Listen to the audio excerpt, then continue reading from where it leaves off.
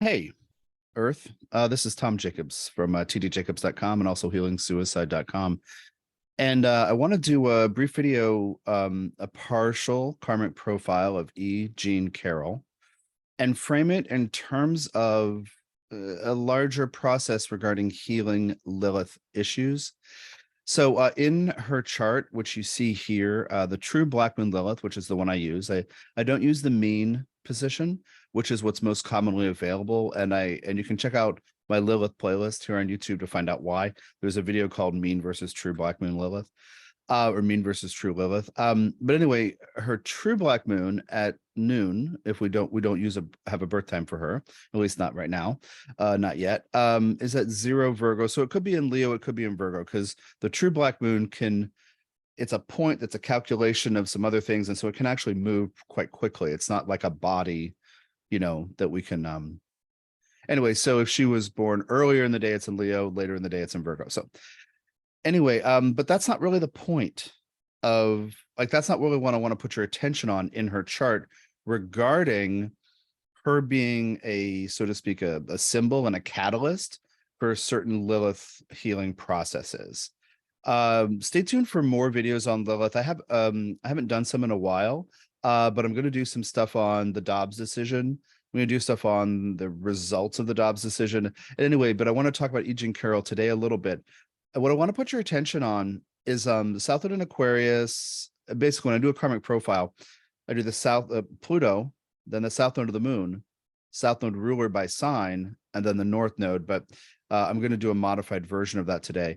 In that 4-step story, which EA Evolutionary Astrology Fundamentals 1 and 2, available through tdjacobs.com, tells the whole story of how I do karmic analyses and understanding this life as a chapter in a longer term journey, a multi-life journey. But anyway, it's not a full-blown chart analysis, but it's a certain things. And it's not, I just remembered, I'm not doing any synastry or composite with the former US president. I don't give a crap about his chart anymore. I'm not looking at it again. Couple of things in there that actually make sense, but I want to talk about her journey. This 79-year-old woman who comes forward, maybe she was 78 when she came forward, but coming forward and saying, yeah, this happened, this is true, and I expect to be heard.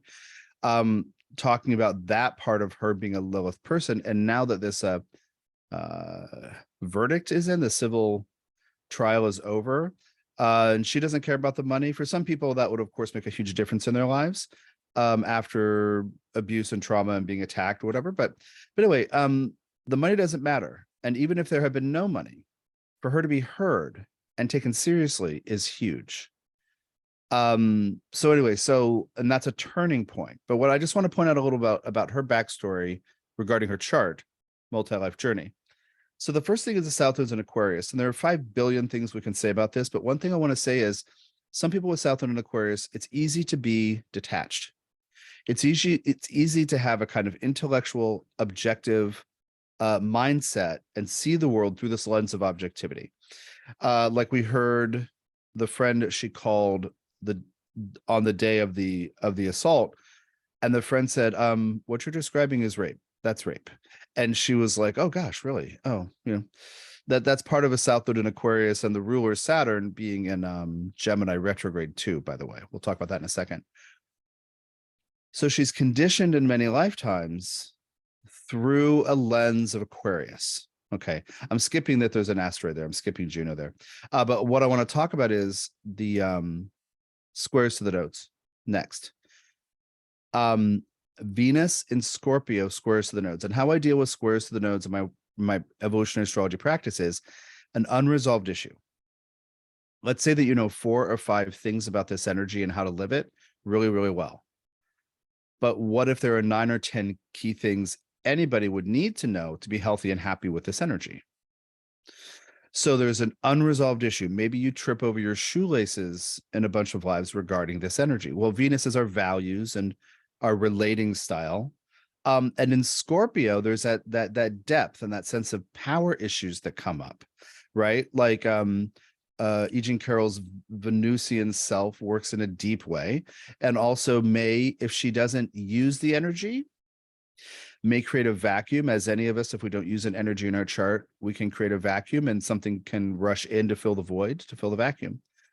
Well, here's this situation with this, lascivious person and this power play, right? No matter how he describes, like, she's not my type. It's a conquest power play thing when people attack each other, right? Obviously, they want, or they think they deserve, or whatever it is, and it's a power over power under thing. So this is something that in certain ways may recur in different lives of hers. Doesn't mean she's to blame for it, but she's learning about Venus by sometimes tripping over shoelaces or needing to learn more things about it through experiences. So she may at some point have relationships where she's like, why the heck would I do that? And in other cases with the Scorpio idea, I mean, some of it could be abusive, some of it, not all of it. In other cases, not abusive. It could resolve around who's in control or who's in charge or power issues, right? So anyway, so there's a wealth of learning about relationships and what's fair and what isn't fair, what's healthy, what isn't healthy through that.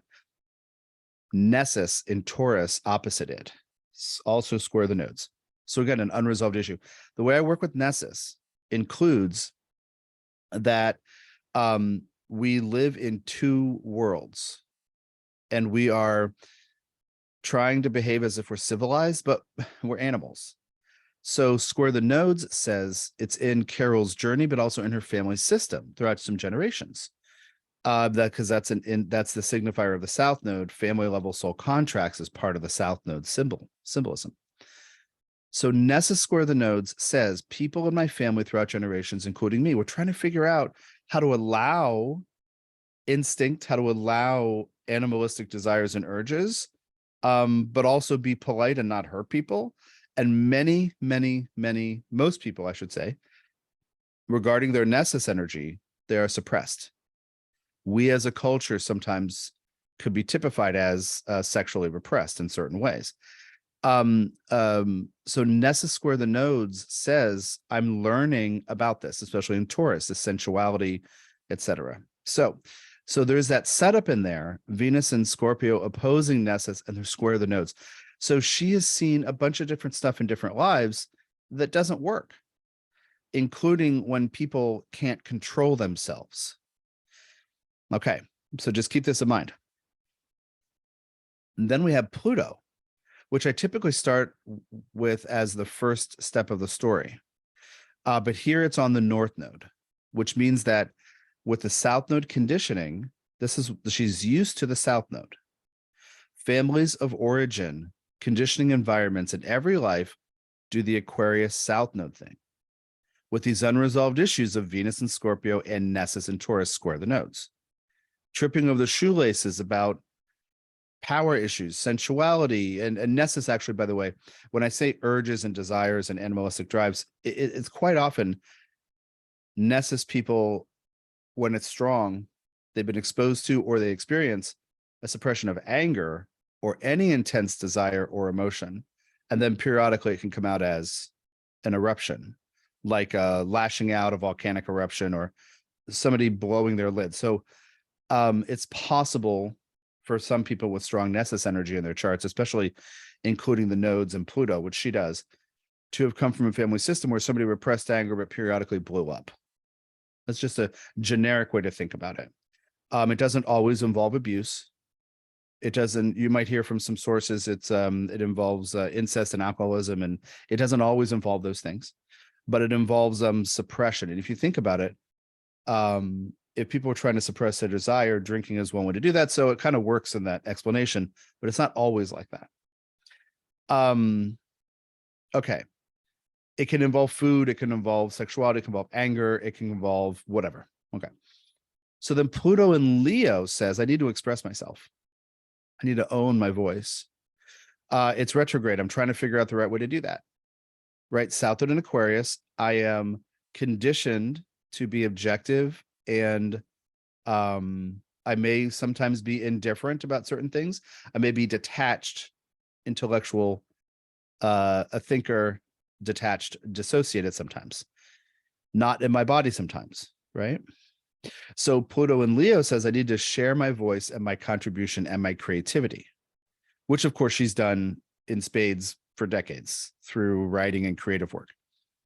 But the Pluto's retrograde, so she's trying to find the right way to express herself, and I would say own a healthy sense of ego without going into egotistical territory or the territory of selfishness, being demanding, whatever. So in a bunch of lifetimes, she's seen the best and worst of what people do with ego, but conjunct the North Node, no one's taught her healthy ways because Pluto is far away from what her family system could teach her. The souls, in other words, agreed not to be able to show her healthy Pluto in Leo. So they naturally would have had some misunderstandings about the right way to express ego as well. So Pluto on the North Node also says what people think power is, I don't know, not really into it, which is fine, right? But it also says, how do I define what strength and confidence are? Like, how do I become strong and confident if nobody teaches me? Well, here we have interactions with horrible Pluto and Leo energy, right? The former president couldn't be a worse example of horrible Pluto and Leo energy, by the way. So one encounters Plutonian figures and becomes stronger as a result. Now, this is not in any way to blame her for anything that has happened to her, but we co-create our experiences. And if that's really hard for you to think that we co-create even abusive situations, I understand. It's really hard. It's really hard to consider because it's not about the soul wanting us to hurt or be harmed, but the soul wants all possible human experiences spread out over the course of millions of lives. And that does include abusive scenarios.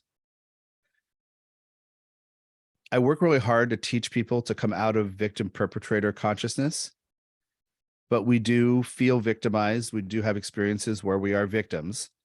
And sometimes when it's regarding Pluto, it's a challenge to cause us to dig deep and find out if we can survive it, if we can make it. Pluto always asks as a teacher in transit, are you strong enough to do this? Are you strong enough to make it? And that's why we have sometimes very difficult experiences with Pluto. But within us, there's a cache of parts of us and memories from many lifetimes in the unconscious that are very difficult. And we sometimes have abusive scenarios, disempowering scenarios that repeat in different lifetimes. Essentially, will we become stronger as a result? So her Pluto and Leo on the Leo North Node. This event happens in the 90s. She doesn't report it. She grows. I mean, not immediately maybe, but over time, she decides she's going to speak up. This is Pluto and Leo on the North Node, very inspiring energy.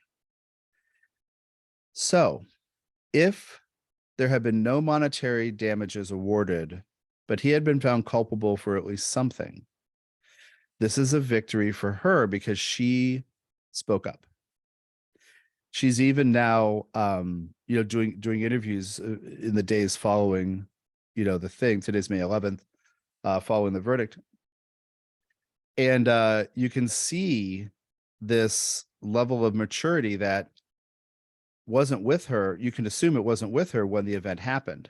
This event has changed her and has pushed her into what power really is, which is self-acknowledgement, self-knowledge, self-care, self-love. So she understands how big this is for every woman who's been through such an experience, who, for example, may not have screamed, but then was, pressured later. How do we know it really didn't happen? If it was so bad, why didn't you go to the police? Why didn't you scream? Like her responses to that, that we've read in transcripts from the witness stand, the way she's talking about it in interviews she's doing, she's obviously a hero to many people, not only women who've been through this, but men who've been through such things and all kinds of people. But it's super important as a turning point in our cultural relationship with Lilith as well, which I'll do future videos on in the next few days. But anyway, this is her claiming power, not yelling, screaming, fighting, harming back power. Not what some people think power is or what the culture thinks strength looks like. The guy who did this stuff to her thinks he can do anything to anybody because he's, he's entitled and he feels enabled to conquer anything he feels like conquering, to use anything or anybody he feels like using. We already know this about him. So for her to stand up and a way to say it, as I guess, withstand the scrutiny. By the way, this lawyer that the guy has, he's the least skeevy of all the guy's lawyers, in my opinion. My feeling is that he's like the most honest of all the skeevy lawyers this guy deals with, that I've seen anyway, interviewed and talking. But he's still the guy's lawyer and has to behave in certain ways. And so this scrutiny and this kind of victim blaming stuff that is a cultural tradition regarding sexual abuse or violence or rape issues.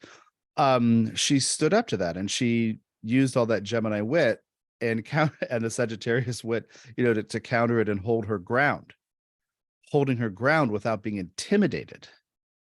This is super important. This is a way of understanding Plutonian empowerment, Plutonian strength. She knows what's true. She owned her voice.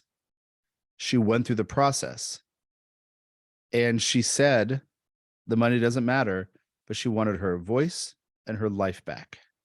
So I just want to point out, this is just a really important chapter for her individual evolution, even as she is now a symbol for a lot of people. And I feel like this, again, I'll do more on this later, but I feel like this verdict is a turning point.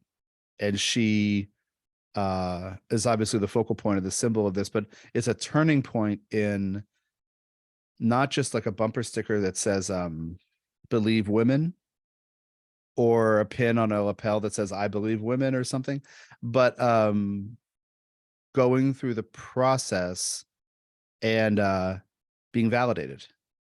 Now for her, it feels great to be validated, but she had already validated herself. Like, it may have been disappointing for her if the outcome had been different, but she stood up in a way that Pluto on the North Node needs to. So Pluto on the North Node, another idea about it, I just want to give you an idea. How do I deal with intense feelings and emotions? How do I deal with anger and rage? How do I deal with when I've been hurt and I want some kind of retribution or justice? Like, how do I deal with that? And some people with Pluto conjunct the North Node have been taught to shame if they have anger or if they have destructive thoughts or feelings. Healthy Pluto in my world involves living with the shadows, parts of us we don't want to give attention or don't want to feed, as if they might become monsters and take over and be destructive. Those shadows are what we deny about ourselves, or we deny light and love, or validation and recognition. So when it's on the North Node, typically the person has not been taught, and many generations of this family would report the same, not been taught to face certain things or to be okay with the existence of certain emotions. One of my early advanced students had Pluto in her chart on her North Node, different setup, different generation, whatever. But sometimes when we would get into talking about really deep stuff about Pluto, sometimes she would say, "Oh, Tom, making me nervous," and it was not really a joke, because Pluto on the North Node says that in many lives, she hasn't been taught how to face Pluto, how to know you're going to survive something really hard and painful, how to know that there's no part of you that's horrible, but there are parts of you have been shaped by pain and difficult experiences and anger and loss. Anyway, years ago, I worked with another woman with Pluto on her North Node, and it happened to be in the 4th house of emotion and family, and she was never taught how to deal with anger. So she had a shaming thing about anger. She didn't know if she could own the reality of her anger. So anyway, so Pluto on the North Node says, I need to become empowered through facing Plutonian things. So E. Jean Carroll owning her voice, going under the scrutiny, going through this hoop jumping process of that kind of legal process and not yielding to the essentially intimidating energy that comes from the other side's counsel, and also not willing to be intimidated by what the person who did the things to her, this former guy, not yielding to that, bringing a defamation case when he said these things about her. This is huge. Anyway, so I'm personally inspired. I'm inspired by the validation of the jury and people like taking it seriously. I think it is a major turning point in the culture's long-term writhing pains. How do you say this? Like the writhing struggle of breaking the spell of imbalanced energy that comes with patriarchal thinking and living. We're going through like the growing pains of growing out of an imbalanced system and reclaiming this. And I think Lilith is a huge influence here. So let me just also talk about this. I talked about the dissociation or the intellectualization or detachment of the Aquarius South Node. It's also really important to look at these Gemini planets. They're all retrograde, by the way. But looking at Mars, Uranus together, some of her retorts, some of her responses are there, are in that Mars Uranus conjunction. Being a fighter but not backing down, that kind of thing. And obviously with her whole career as a writer of all kinds of things, that comes into play. Also, South Node ruler, her role in many lives is a Gemini. Saturn rules that South Node. So she shows up as a retrograde Gemini figure opposing Sun. So she shows up opposed by Sun, which means in many, many lifetimes, as she's doing her Gemini thing, she may be opposed or blocked by Sun people who are gigantic egos, who believe what they believe. And I think throughout the course of her life, I think as we find her now, 79 years old, in this elder state, in this maturity of understanding who she is and what she can and can't do or put up with, that kind of energy, that kind of clarity, it takes decades for retrograde planets to mature. And when I say that, I mean, you can check out my retrograde planets in the birth chart video for free elsewhere on my channel. It's an audio only thing. It was an audio thing. I made a little picture and made it a video for you. But anyway, one of the things is retrograde planets sometimes don't really know what the right thing to do is, but the person may perceive she's the only one who doesn't know. So she may look around at what looks normal and kind of behave that way and try to figure it out. And that won't work. So then she has to keep trying on different things for size. So in this kind of case, in conjunct or, in coincidence with an Aquarius South Node of being good at being detached and intellectual, there are going to be times in life where she has experience and she doesn't know what to do with it, or doesn't really get how it affects her or what it really means. So the friend says, what you're describing is rape. And she was like, oh, she said in these interviews, I was raised in a silent generation or something, being born in the early 40s. By the way, December 12th, 1943 is the date that I found. At first, I didn't find any date. And then I looked it up a different way and found some people had talked about this. And so assuming this, I don't know, the story I'm telling you feels really accurate to me with all this chart set up, but it wasn't like officially listed everywhere as her birthday. But anyway, retrograde planets in Gemini need to learn how not to be distracted, including, for example, being cross-examined on the stand with an intimidating or even belligerent kind of person. I don't know if this guy was really belligerent, but running through the whole hoop jumping thing about blaming the victim stuff. I'm trying to poke holes in her story about, why didn't she scream? Why didn't she call the police, etc. But anyway, what you're seeing now in these interviews is these retrograde planets matured, and she knows who she is, and you can't talk her out of what's true for her. That's a great thing. And by the way, the Pluto's retrograde too. It's a great thing for all these retrograde planets. And as I'm lecturing at you, it occurs to me that with an Aquarius South node and Venus and Scorpio square the nodes, or anything in Scorpio square the nodes, if there is a difficult thing, it might be easy to detach and ignore. Like in the family system, maybe in the training in many lives and conditioning, maybe the unresolved issue with a Scorpio planet square the nodes is facing something, acknowledging the truth about how things hurt or how they make us really feel. And then, of course, a Pluto on the North node supports that. Family hasn't taught me how to deal with difficult things. Or I have negative examples of Pluto is another way to think about retro Pluto on the North node. But then if you show up in every life as a Gemini person, retrograde, you might not know what to say or know what to think. You might be, as I said earlier, quite distractible by certain things, or not totally clear immediately on what's happening or why it happened. This is not about intelligence. It's not saying someone is or isn't smart.